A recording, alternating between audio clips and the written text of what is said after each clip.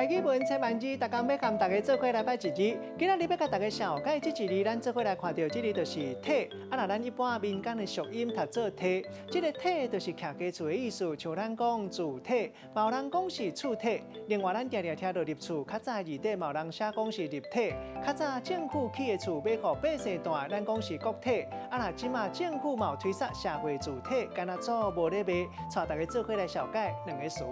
头一个就是拄则讲到住体，就是徛家，也有民家厝厝体意思。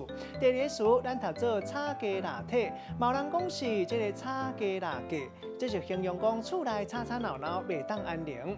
咱用一句话来举例，甲这两个词夹做伙。譬如讲，伊甲厝说互人做生意，结果变做引鬼入体，规工伫内底炒家纳体，害厝边头尾拢起甲要变过。今仔日小解这一字体，另外本音读做体，提供互大家参考。